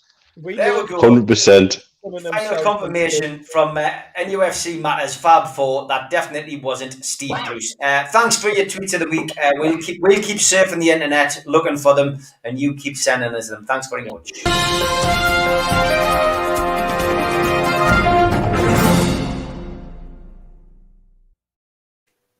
Now, while I start loading a few other bits and bobs, because for our new section, which is going to be announced soon, I do just want to start off the Q-Tech question again, which again, John is back on his feet.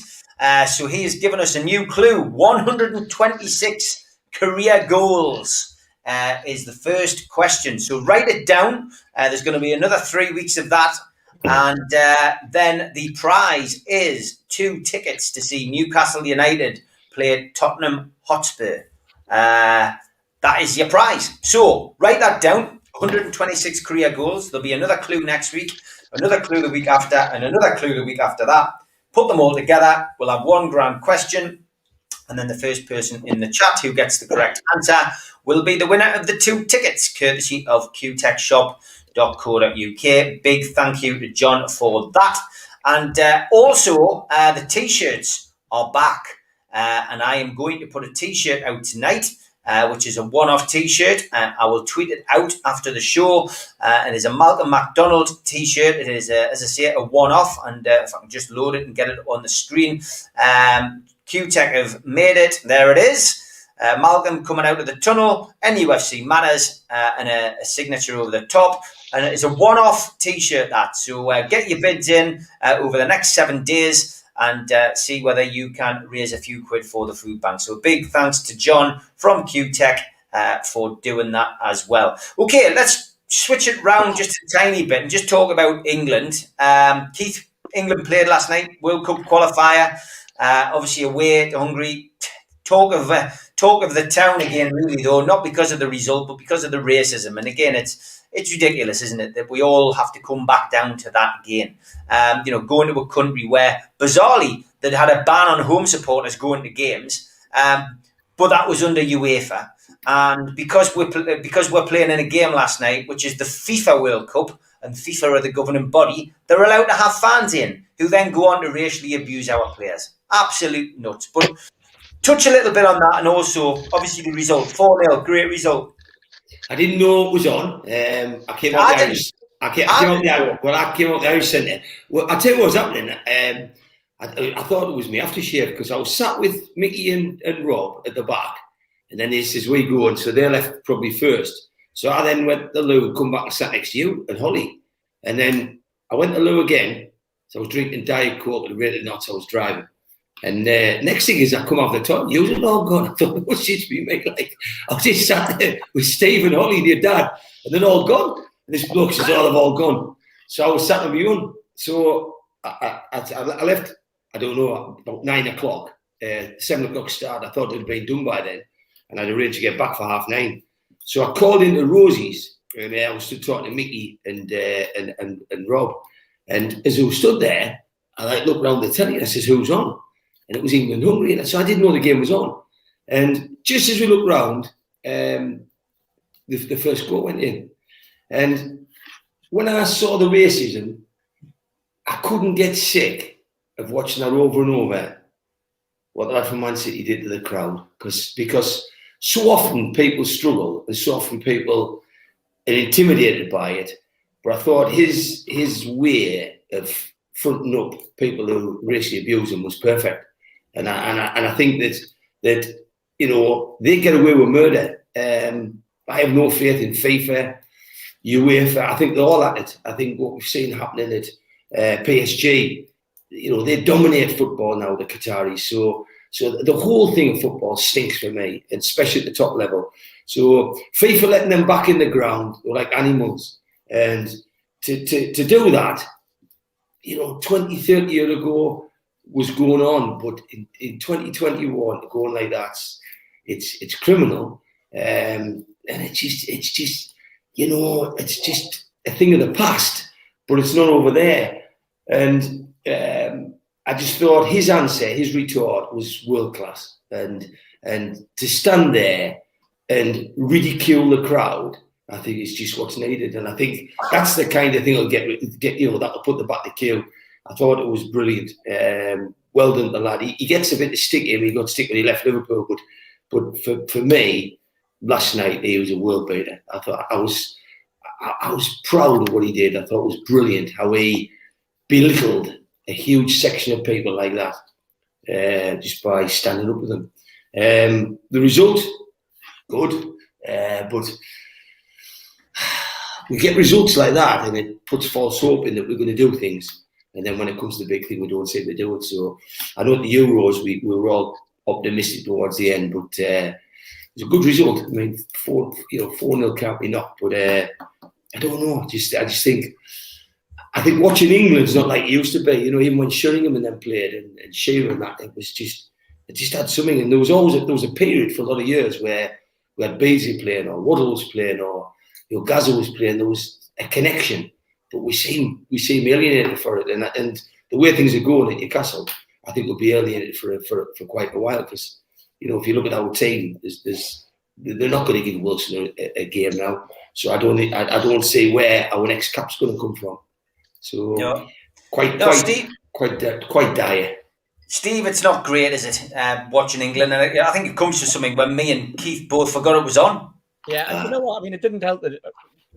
In the past, you'd have a game on a Wednesday, and that was it. You only went away for one game. Then all of a sudden, it changed to a Saturday and a Wednesday. Now there's so many games during this break that it seems to start on a like in this period. It's going to start on a Tuesday. Then there's games on Wednesday. Then there's some games on Thursday because the Euros qualifying's got so many countries in. And then England are playing on a Thursday, and then they're probably going to play, I don't know, maybe it's next Sunday or something. So the fixtures are all over the place. It's not the way that it used to be, not the way that you remember. I knew it was on simply because when I was driving back from Glasgow, there was a lot of conversation about the game and about what the lineup would be, and about you know, will it be in the first game after the Euros, and whether there would be any sort of hangover from that. I thought in the first half, I watched the highlights last night. I thought the first half, there's a couple of opportunities where we could have taken the lead. I thought that I wouldn't say it was an even Steven game or an equal. But the second half, I think, you know, they came out in the second half, and obviously some of the things that had happened and some of the comments that had been coming, whether that got them riled or whether they were just a better team all around, I don't know. But you know, once that first goal went in, I mean, it could have been 7 or 8. The chances that some of the players had, in particular Kane, who looked a bit rusty, to be perfectly honest, in front of goal. But I thought that he took the header well, especially when it came off a deflection. I thought their goalkeeper was shocking. I don't know how Rice's shot for the fourth one went in. Quite frankly, I mean, that was a blunder of epic proportions. And I thought there was one other goal that he should have had as well. But you can't knock 4-0 away from home. 12 points out of 12. Looking good for qualifying so far. Fingers crossed that we do make the World Cup. I think you look at the group, and quite frankly, there's nobody there that's going to worry you. So we should be a shoe-in for qualifying for Qatar. And then that's when the headache starts, isn't it? Because what's the league going to be like next season? You know, what's the break going to be like? How are we going to fit in a Winter World Cup? How are we going to fit in a final on the 18th of December? How's the league going to start and end? I mean, the championship with extended teams is going to be what, beginning of November or middle of November when the championship starts, and then you're going to have a few weeks beforehand where the players acclimatise and the squads get together. That's going to be the interesting part. But as I say, you can't knock a 4-0 defeat away from home and showing the race exactly what it means. If we can't get the house in order, quite frankly, Hungary don't deserve to be in a World Cup. Yeah, Steve, you knew the game was on last night because your missus told you couldn't go to the Irish Centre. Yeah, he told us that. He told me that. Go on, Mitch. I was up in Glasgow. No. Water up. We live in a world where the football authorities, be it UEFA and FIFA, repeatedly show that absolutely unable to deal with proper matters of substance. Yeah. When the lad that used to play for Sunderland dropped his pants and showed a pair of Paddy Power boxer shorts, he got a bigger fine than Sparta Prague did for making monkey chants. Yeah. That's the reality, because it was because Paddy Power weren't an affiliate partner of the competition. So that tells me the way as fans we can exert a little bit of leverage on the authorities is to go to the associate partners and say, hey, the guys you're pumping millions of pounds into to show your brand, don't give a monkeys about monkey chants. They don't care because they can't give an appropriate fine or can't give an appropriate punishment for a club, country or FA who show that they can't control their fans for doing something that is utterly unacceptable in modern society. And yet, last night happens, as Steve rightly says, because it's a FIFA competition, even though they've got a ban from UEFA. Yeah. And that shows that, again, UEFA and FIFA can't or probably won't work together. Why? Because they've got different interests. The current argument about a 2-year World Cup at the minute, that's going on, where the little FAs around the world are being bought and fed because FIFA want a World Cup every 2 years. Sod the European Championships, sod the African Cup of Nations, sod the Copa America, and sod everything else aside. We want the big thing every 2 years because that's where our money comes. Does this sound like the Super League by any chance? Of course it bloody does. And the Super League would help. And the Super League would help FIFA because it gives the clubs the power, not UEFA. And this is the impasse we're at. And as fans, the only way, like we've shown as fans before with the Super League thing, was that fans were prepared to say, no, this isn't right.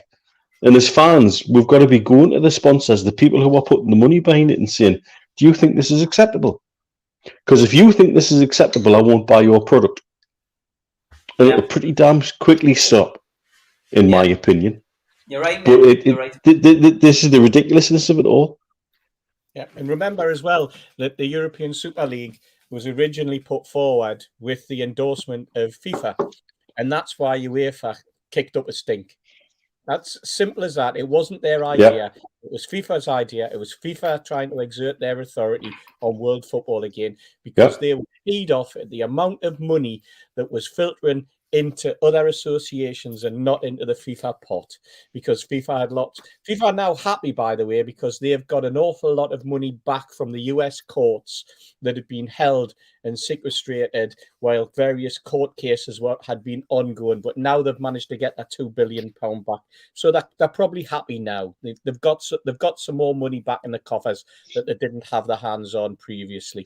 But it all stinks. It's all politics. It's all games. And you just have to see how the head of FIFA, who used to be the head of UEFA, and how he turned into a turncoat, and how everything that he does in terms of basically browbeating UEFA over the head constantly, when in effect he's like poacher come gamekeeper. So while you're on, Steve, this week, EPL allowed Cristiano Ronaldo to change the shirt numbers mid-season. So the shirt was allocated to, who's that striker? Cavani. He got the shirt. Cavani. And then mid-season, season started, along comes Ronaldo, and for shirt sales, they allowed them to change the shirt numbers. Never been done before, but they allowed it to happen to one of the big six. I wonder why. Yeah. It's all about money. Yeah, one rule for them and one rule for everybody else. It stinks. It absolutely stinks. Okay, half an hour left. We'll probably go slightly into extra time because we've got a little bit to cram in this week. Richard, thanks for your comment, mate. Yeah, look, if anyone's got video clips or photographs of the problems that they're having on the ground, feel free to send them over to me. Let me, I am going to make a little bit of a crusade about this and try and get some kind of answer from the club on it, because it is something which needs to be addressed. You're paying good money and you're getting treated like a second-class citizen on the ground. So anyone's got any photographs, add us on Twitter, send it on Facebook, stick it on the Facebook group, Newcastle NUFC Matters. So, feel free to ping that over. Okay, half an hour left. Plus a little bit of extra time to bring in Toon Tipster.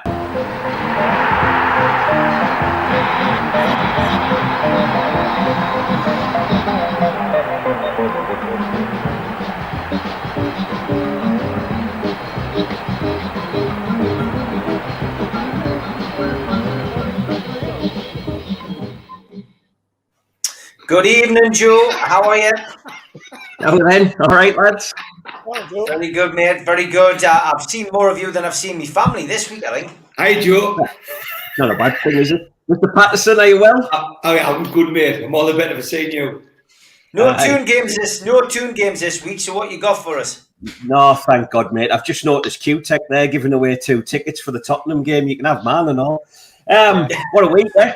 What a week. I must apologise before we start. I've been really, really, really busy this week. I haven't seen any news. I've barely been on Twitter. What's been happening, Mitch? No? Good. Anyway, at least the shares in Spider VPN went up. Moving on. I'm moving on as quick as I can. Another massive disappointment on Saturday. And I'm not talking about Lascelles' last-minute tackle. I'm talking about Patterson avoiding buying me a pint again. He's been at the bar less times than I've been live on this show. Absolutely ridiculous. Anyway, the football spoilt a really great day with the Matters crew. I did get a bit worried about Holly, she saw things in that pub that no young lady should have to see. So if you're watching, I hope you're all right, mate. Because of a stressful week, I decided to take myself out for a drive at the weekend just to get away from it all. I thought if I see a nice pub, I might just call in for a lemonade and put the week behind. What's the matter with you? Sunday. That might have been. Unfortunately, I think there was a problem with my sat-nav. It went absolutely haywire. And I ended up in the middle of Durham. Talk about the hills have eyes. Jesus. Anyway, I pulled up in this pub. I walked in, and sure enough, it was exactly as I expected. There was some old fella on a karaoke machine. Last time I heard a high note like that, the Premier League were threatening to sue him on Christmas Eve. Kevin Keegan was in the corner, unbelievably.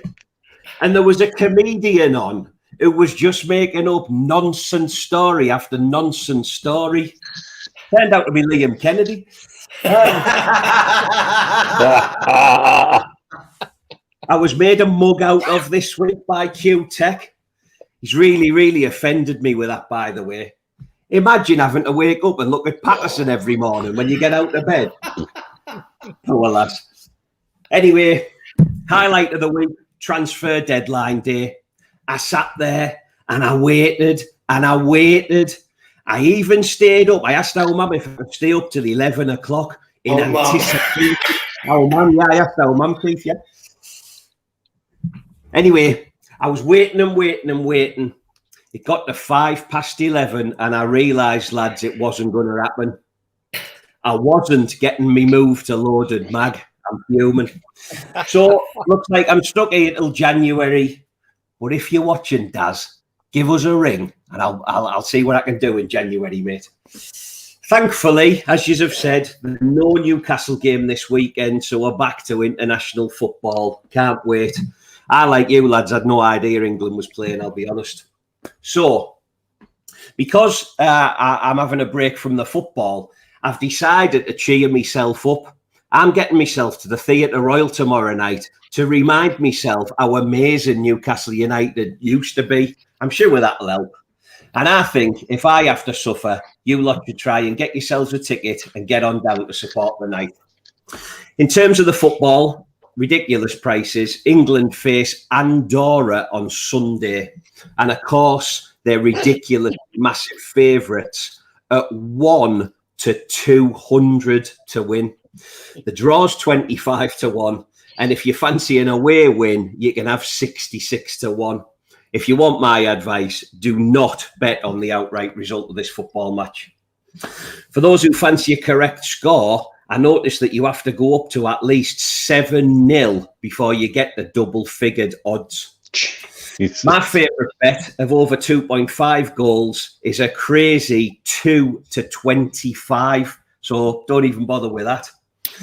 Kane to score any time and England to win 5-0 was about as good as I could find at 7 to 1. But I'll be leaving the England game well and truly alone. In terms of the food bank, obviously, we got a winner against Southampton, Mr. Hasty, as well. This week, there'll be no Callum Wilson. Obviously, he plays in black and white, so he's never going to play for England. So I've decided if he's going to play to go back to our old mate, Harry Maguire, who done well for us in the summer. He's 7 to 2. Our pot currently stands at 22.50, and if Maguire gets a goal tomorrow, we'll double that. If he doesn't start the game, I'll wait till the teams come out and I'll pick someone there. Anyway, in terms of the Toon tickle, I've got absolutely no interest whatsoever in international football. So all I've done is I picked the first 20 matches from the international fixtures over the weekend, and I've put money on that every single game is going to have at least 1.5 goals in it. 95 to 1. So if it wins, I'll buy Newcastle United myself. Bet safely, folks.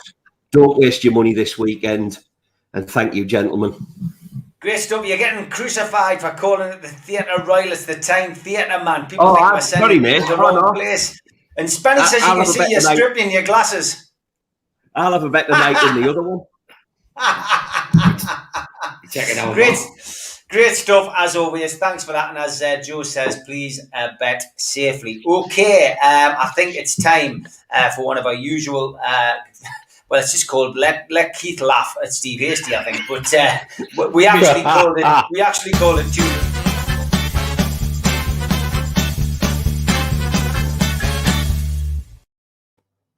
obviously, with us not doing it live last week, we've ended up with a load. So I've had to get, some I've managed to get in. Probably one or two missed out, but we'll rattle through them. Thank you to Chris A, a regular on NUFC squad, who says Steve Wraith lookalikely on a Thames TV documentary on Cyprus. With his growing the beard for this part. Certainly has got a look of me, mate. You're not wrong. I think this is the second time we've had this. Michael Quinn saying Newcastle Matters lads are looking a bit tired lately. Host Steve Wraith's almost taking a defeatist attitude with the takeover. I'll take that. Like, I hope I look as good when I'm that age. And Paul sent us this one with a Rafa lookalike appearing in Fireman Sam. I think that's pretty good. Pretty good, that one. Ian Hull has come to the conclusion that Hoffman and Masters are actually Archie and Lenny from Rock and Roller, and probably just as bent, allegedly, he says. Mitch, thanks for this, mate. Joe lookalike, Jamie Carragher, new profile pic. I thought that was pretty good. Thanks for that, Mitch. Nice to know that we can send them in and have a laugh at each other's expense as well. And Noel the Joker, I think this was a good one. Curly Watts and Steve McManaman. Pretty good likeness, that actually. That was pretty good. Like that. Yeah. This one was from Andrew. Steve Bruce, lookalike. Christ. That is a cracking photo. I've seen that doing the rounds. Michael Quinn, I see Histy and Mitch are getting glammed up for the next episode. Brilliant. Steve did reply. Oh, you are awful. Kind of beat a bit of Dick Emery, lads. You kind of beat a bit of Dick Emery. Keith did get a one from Gaza. He just simply put this from watching about Keith Patterson and Davros, of course, from Davros from Doctor Who.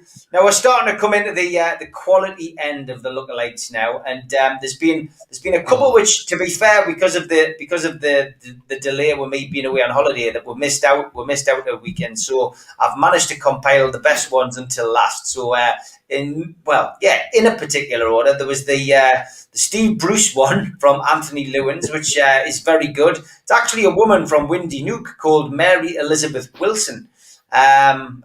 If I remember rightly, she was actually sentenced for some kind of crime, and she died in Holloway prison. But she has got a look of Steve Bruce. So thank you for that. Okay. Then we got this one in. There we go. We are the Mags, Gareth Southgate and Jason Biggs from American Pie, lookalike lads. To which Captain Redbeard Rum said, "Don't forget Charlene Spiteri." Yeah, I could see the likeness there. Very, very, very good. And then we got this one. This was superb. Alan Hall, two lookalike. Honestly, lads, those faces haven't been superimposed on. That is very, very spooky, Steve Hasty. You'll never get me in a pair of red shorts. I can guarantee that.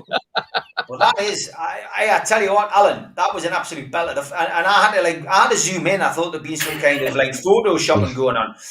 Dr. Squat Pump, does Steve Hasty own Witherspoons? Very good. I like that one as well. Then with this one in third place, Michael Barlow. If Old Tonian and the Geordie Dentist and Steve Wraith were on Gogglebox. I think I've got to be Maynard. I think that's probably where he's going with that one. Okay, top two. Colour coach, can I submit Militant from Viz Comic as Toon lookalike for Mitch? Fuck off.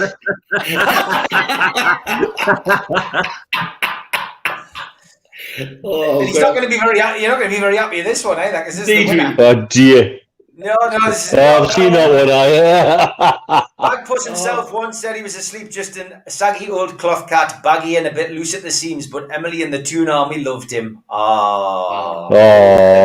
That's Mitch. And of course, Keith, I did manage to squeeze it in, mate, so don't worry. I will let you have a laugh. Here we go. Stimulating. Lookalike, Dietrich Barlow, and Neil Mitchell. Brilliant. I used to like her. No, I used to think she was lovely, Dave. Keep them coming in. Toon lookalikes, you know where to send them. Brilliant. Send them to me, Keith, Mitch. Send them to Joe or Steve Hasty. Thanks, guys.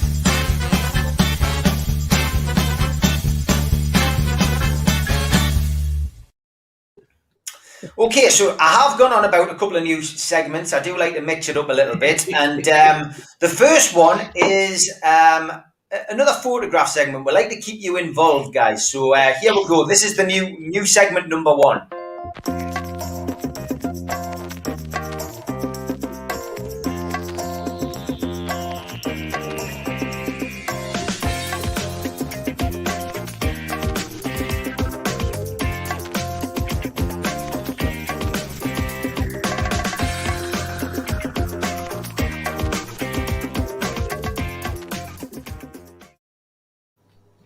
Yes, the day I met, which is your chance to send us in photographs of the day that you met a Newcastle United footballer. Could be a manager, could be a player, could be the tea lady or the groundsman, but just send us a photograph in, preferably the older the better, because we all like to have a laugh at everybody who maybe has a photo from olden times. So I'll kickstart it with this one of me and Peter Jackson outside St James's Park in the days when there were pylons. And I think it was coming up an international week. I've got an England scarf on there, but yeah, fantastic. That's me and Peter Jackson. Outside St James's Park. Terry there as well. Yeah, maybe it's a little bit. I was rocking Don Johnson then. I actually used to have a white suit, lads, and I used to. Well, it was like I'm sure I bought it from Top Man or something, and I thought I was like Don Johnson. I clearly wasn't, but I thought I was. But anyway, asked the lads to send a few photographs in. Steve Hasty, he absolutely smashed it this week with his photographs. So there he is with Tino Aspria. I mean, is this at the airport, Steve? I was at Barcelona Airport. Yeah, the day after I met a certain Mr. Patterson in a hotel in Barcelona before the 1-0. It was the same year as the 3-2, so that was the 1-0 where Mr. Patterson made a fool of himself in Barcelona, I'm sure. Obviously, I made it to the airport. I don't know whether Mr. Patterson made it to the airport, mate. Right. Okay, we'll go through a couple more. Steve sent us a couple. Steve and Terry Mack. Yep. Aye. And which band's that? That's Rebecca. She's the oldest. That's Rebecca. Is that Maiden Castle? Aye, that's at Maiden Castle, that one, aye. Maiden Castle, Terry Mack. Great photo. Fantastic. Yeah, that's Maiden Castle as well. So you and Papa, I presume you were just there for the day's training and whatever, and you went up and... we used to go once a week, man. Once a week, aye. Clarkey, of course. Yes, a very young-looking Lee Clark there. Great photo, that. Great photo. What a great lad he was. What a great footballer. And he used to run around that five-a-side pitch, didn't he? At Maiden Castle, kicking everything. It was great to watch. Absolutely brilliant. He kicking Keegan as well. Yeah, you love to do that. Yeah, if you haven't seen the Lee Clark program from earlier in the week, please tune in. It's fantastic. It gives a good insight into why Bobby Clark left and his views on the start of the season as well. A couple more from Hasty. We've got John Beresford, of course, who's on tomorrow night at the Legends Do at the Tyne Theatre. I was getting sick by then, judging by that face. Yeah, why am I getting held up with all of these men? And I can guess what the kids were like when that happened. But yeah, great stuff, great photos. Okay, we did ask a few of the regular NUFC Matters crowd to send us it. Andrea from Bulgaria sent this one with the late great Bobby Robson, and great photo that. And this one with him and Kevin Keegan. He doesn't do buy-offs. He's got it with the two legends, and that was obviously when England played Bulgaria out there. So Andrea, thank you for sharing that. Toon Stato, of course, will be back next week when I'm sure he'll be reeling out some depressing stats for the Newcastle Man United fixture. Toon Tipster, Joe, unfortunately has never met anybody. So he just sent a photo of himself. That's me and all my mates. That's it. You've got the look of a young Alan Shearer there, Joe. Exactly. Our mum and our dad. Look at how Mum's telly, Keith. Look at how Mum's telly there. Christ, I thought Yeah, I can just see it there. It's got one of them little circular areas. It's a circular You're area. still paying for it on the Never Never. Yeah, Mitch, despite having his dad rummaging round the loft, could only come up with this photograph, which shows Newcastle United's fans liaison officer and now head of media, Lee Marshall. I presume he's in Dubai there, seeing an advert of Dr. Neil. He came out to see some family and he said he was going to come and meet us. And the first thing he saw when he got out of the car, when they parked I think it was in the Souk Al Baha, was a bloody big advert with my face on it. That's brilliant. Absolutely hilarious. Great stuff. Okay, getting back onto the theme of it though, we don't want you to start sending photographs of Neil on adverts.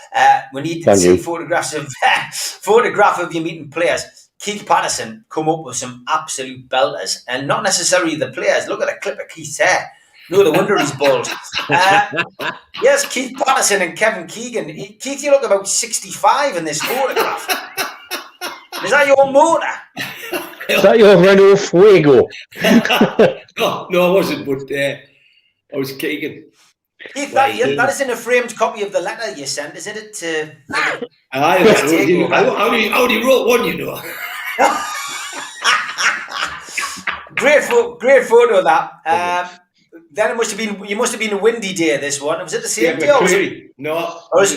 McCreary. It's another day. That's brilliant. I'm trying to think who you look like there. It's our mum and our dad. It's got that kind of photo, isn't it? It's in fact you look like our mum and our dad there. I'm not sure what on earth you're doing here. I mean, whoever's taking the photograph hardly advised you. He was taking the piss. Teddy Mack was cracking jokes. Right. You look a bit like Alan Robson on that one. Aye. Get to those phones, Keith. Flashing blade. There's you and Pedro. Oh, brilliant. Fantastic. Brilliant. My hero in the day, my hero. Great lad. Slightly overexposed that photograph, but never mind. Maybe since Peter's jumper, I know he sometimes watches, maybe it was the red off the photograph. But hey, Keith, absolute belters. That made great memories. Whenever you've got these kind of photographs, it is always good to look back on them, even if the fashion sometimes embarrasses you. I've kept the best to last, and I guess you've just got to guess who this is, guys.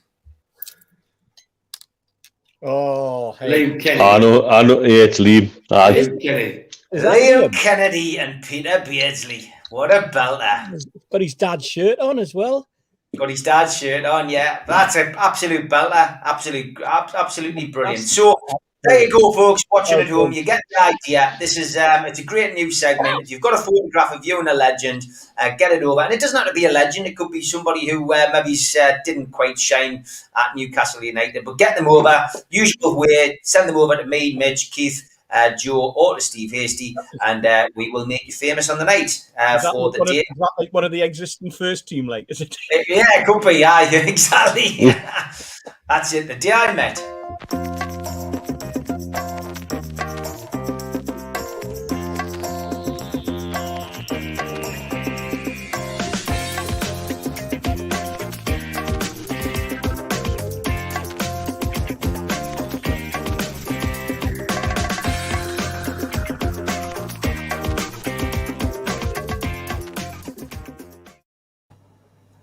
Okay, the next segment that we're going to introduce to the show is something that we're going to run all season, and we're going to come up with a decent prize from qtechshop.co.uk. We want you to send in clips of your kids, or could be you, reenacting a goal that you have seen.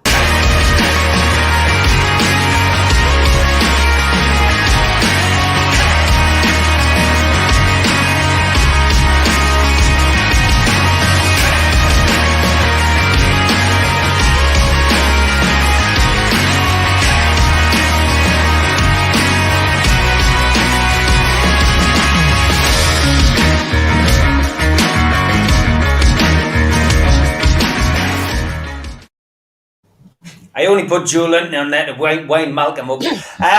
Anyway, yes, that's what we're looking for. Send us some clips in of you reenacting a goal, right? So, it could be difficult this season. We might not score many.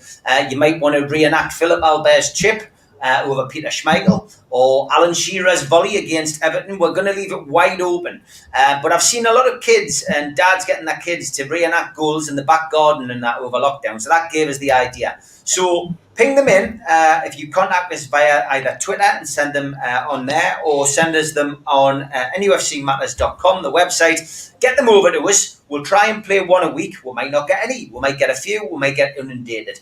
But send us them over. We will endeavour to play one a week. And what we will do is we will pick the winner at the end of the season, and we will organise a good prize. Have a chat with John this week and come up with an idea. But just something a little bit different. It's going to run the full season. Get your videos over to us. Try to keep them, within a minute, not longer than a minute, and we will get them played on the show. But nice little idea. And Julie, it doesn't mean that I'm going to miss out your favourite segment.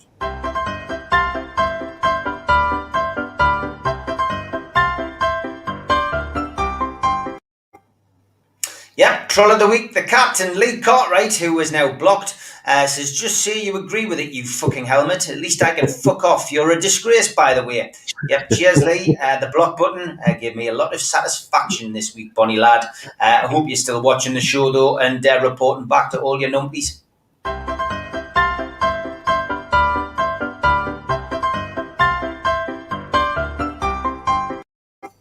So, lads, it's been an eventful week, and obviously, wow, Cristiano Ronaldo, we'll finish off with this, has moved to Manchester United. And, of course, who are Newcastle United playing in the next game, Keith? Manchester United. Fan-bloody-tastic. But the tickets, £699, bottom line, £2,500 they're going for. Top whack online. Madness, isn't it? What are we going to do? I mean, he's a different hemisphere to us, and so is the people on the bench. So if I could take 3-0 now, defeat, I'd take it. People saying, support Newcastle, things can go differently, but we'll get murdered. You know what I mean? They just, you just can't get away. The bloke at his age is an absolute colossal. He's a brilliant player. The only satisfaction I get is out of all those monks who were burning the shirts and playing hell because he was going to Man City, and then somebody nudging them saying, "Oh, we get him now." Well, put the fire out. But when we go down, when we play that game, we'll get butchered. And then will he get 3? Will he get 4? I just, it just is what it's like being Sport Newcastle at the minute. You don't expect nothing. You turn up and you just take what you get, but I don't expect anything at all out of that fixture. Nothing whatsoever. And as I say, I'd take 3-0 now and be delighted. And if we get beat 4-0, 4-1, 3-0, be a great day. But if people think we're going to get a result again, then, well, all right, here we're donkey. Neil, you never know, do you? Newcastle United have always got a knack of getting an impossible result. Could we do it? Could we spoil the party with Ronaldo? No chance. Nah, I've got the Vaseline ready, me. Absolutely just oiled up and ready to go. Because frankly, that's what's coming to it. I can't see anything else happening other than getting an absolutely right royal backscudding with that man tearing her apart, because you know what's going to happen. Yeah, I mean, well, Joe, we'll get the odds off you next week, mate, and I'm sure Toon Stato is going to depress us all next week, but it's just sod's law, isn't it? The first game he's got is Newcastle United at home. I'll tell you what they are now, Stephen. Honestly, I think Ronaldo, no Ronaldo, I've got to agree with Keith and Mitch. We're going to get absolutely rinsed. Keith, I'll take 3, mate. I think if we end up with 5, that'll do. Based on what I've seen this season already, we'll get absolutely thrashed, Ronaldo or no Ronaldo. So I look forward to bringing you the prices next week. Yeah, good stuff. And Steve, it's just our luck, isn't it, mate? Yeah, I'm just praying for Paul Dummett coming back. Going through on one of his sliding tackles from the neck and taking Ronaldo out. That's basically the only thing that I've got left in me repertoire of what might or might not happen. That's where I've got to, I'm honestly hoping that he selects Dummett and Dummett just takes him out and sends him into row 0. It'll not happen, of course, but you know, one can dream. Yeah, I've got a Dummett playing keys check, wallet check, Ronaldo check, all in the back pocket in my dreams, says Steve Bennett. Park the bus and get slaughtered, says Bill. Yeah. I'm sure we'll have fun looking ahead to this game next week. But lads, unbelievably, we've actually finished on time. We've crammed everything into that segment. We've got everything in. Fantastic, lads. That shows consummate professionalism on everyone's behalf. As always, Keith, Mitch, Steve Hasty and Joe, always a pleasure to start the weekend with you. Thanks to the 600 plus of you who've been watching and commenting. Thank you very much. Thanks to the sponsors. And I'm having a day off tomorrow. You can watch an audience with me and Floyd Mayweather tomorrow at 4 o'clock. I might be back on Sunday with... hopefully the highlights of the show from last night, because we've got a busy day tomorrow. Look forward to seeing those of you who are coming tomorrow night. Take care, be safe, have a great weekend. Good night. Cheers. Cheers, everyone. You folks.